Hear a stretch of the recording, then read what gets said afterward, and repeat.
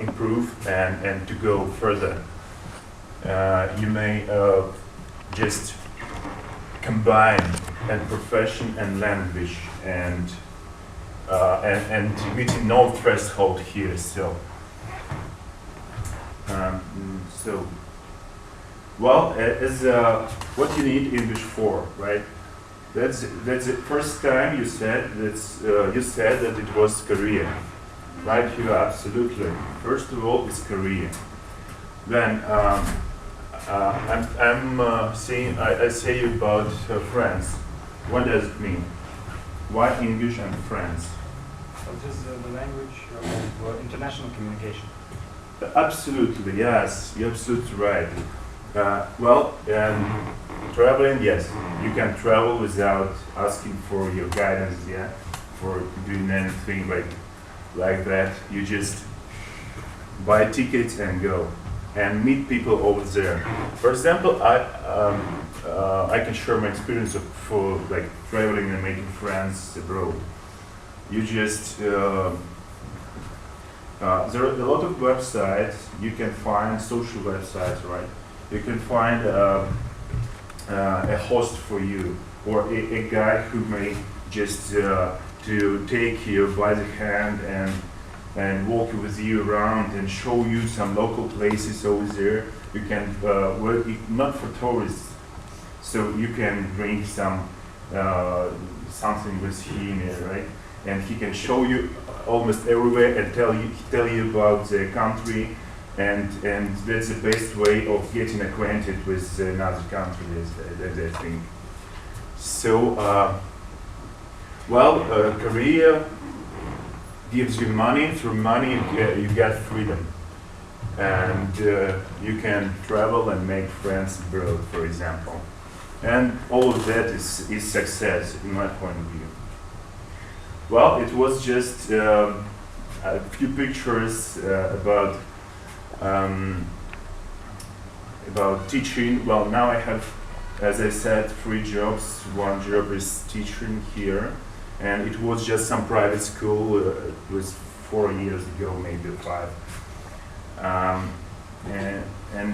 Yes, and commercial business teaching and translating and interpreting. I'll tell a little bit about it later.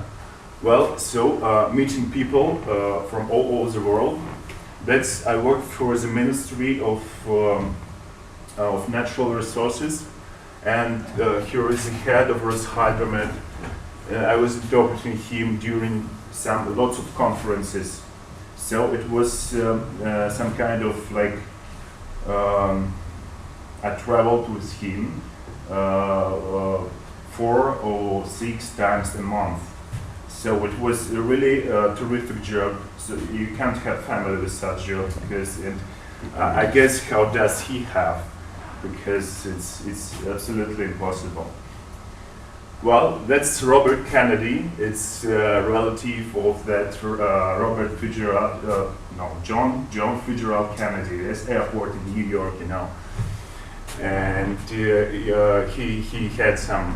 He became my friend, actually. We have a big difference of age, but he lives in Tennessee, and he's a very good guy.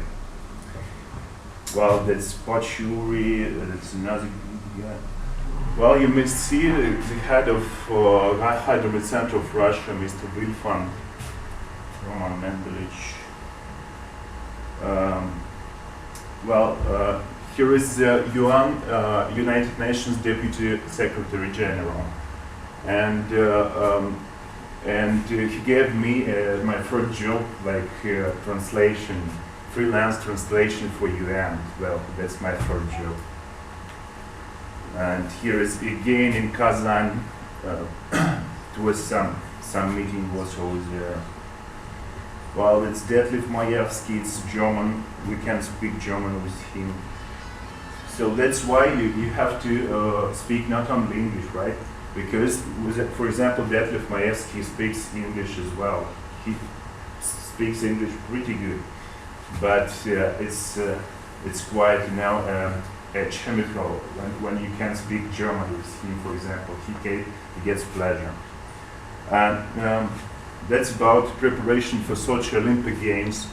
During the games, there was a big stage, like 4 years of preparation for the Olympic Games, and I'll tell you a little bit about that later. Our Canadian colleagues from Vancouver, who was the organizing committee of the games in Vancouver. Here is our deputy director and American director. And Sochi, Sochi Mountains. That's amazing.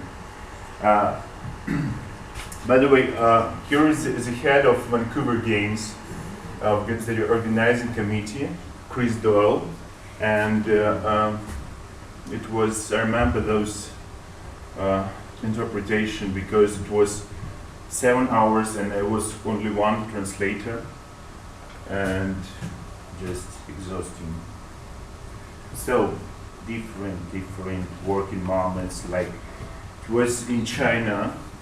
I studied there for foreign affairs when I worked for the ministry.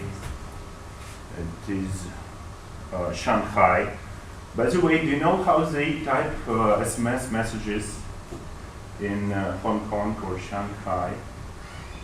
They use English letters to type their transliteration, right?